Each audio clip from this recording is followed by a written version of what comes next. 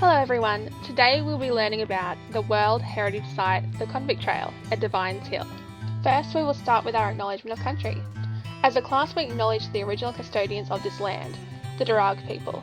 We also pay our respects to elders past and present, for they hold the memories, the traditions, the cultures and the hopes of Aboriginal Australia. We must always remember that this land is, was and will remain traditional Aboriginal land. Before we begin, can we please make sure that you have access to one of our classroom devices, as we will need these to access some QR codes later in this video. There should be at least one iPad between two students. Also, make sure you're sitting next to a friend and be prepared to engage in some think, pair, share activities. Spreading north from Sydney to the Hunter Valley, the Convict Trail follows the route of the 240km Great North Road, built between 1826 and 1836. Most of this road continues to be used today.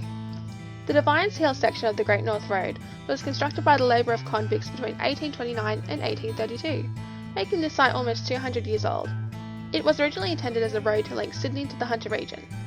This particular track starts just 500 metres from Wiseman's Ferry, is 1.8km return, a moderate climb, and it took about 2 hours to complete. What makes the Devines Hill track so significant is its historical relevance not only to early settlement, but to Aboriginal culture. Long before European settlement, the Darug people used this site as a track to Wollombi, which means meeting place, where Aboriginal peoples gathered for ceremonies and trade. It is important to remember when visiting historical sites such as this, step carefully, respectfully, and leave the site as you found it. The Great North Road is one of 11 Australian Convict World Heritage Sites. Over 165,000 men, women and children were transferred from Great Britain to Australia as punishment for their crimes between 1788 and 1868, and together these 11 heritage sites represent the experiences of these convicts and the shaping of Australia.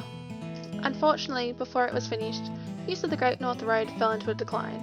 Because it was long and lonely and had little water or feed for horses and bullocks, it was never a popular road. Alternative road developed very quickly to bypass the difficult and dry sections. What was even more regrettable, maintenance was not kept up adequately, and people living along the Great North Road often had to pay or have the maintenance done themselves. At the moment, the Convict Trail Project Incorporated is a volunteer-based not-for-profit organisation which protects, preserves and promotes the Great North Road. You may notice along the track there are plaques placed every 100 metres with information about the track. Information included sites such as Hangman's Rock, convict life stories such as Owen and Mary Devine, who own the land that the track belongs to, and information about structures including the curved wall and culverts. Along the walk there were also some hidden gems, such as convict graffiti and remains of equipment used by the convicts. Walking along this track, the air was thick with history, and you could almost hear the groans of the convicts, the shaking of the shackles and the hit of the hammer against rock. There was also evidence of preservation, where drainage systems had been placed to prevent decay to the track and builds. This is all provided by the Convict Trail Project. Now, as a final activity, using your class iPads in pairs, you'll be scanning the QR code displayed on the screen. You can choose to answer one of the 3 focus questions.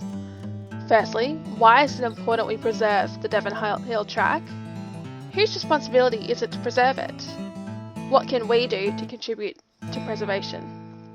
Turn to your partner, pick a question, discuss, and post your answers on the interactive whiteboard.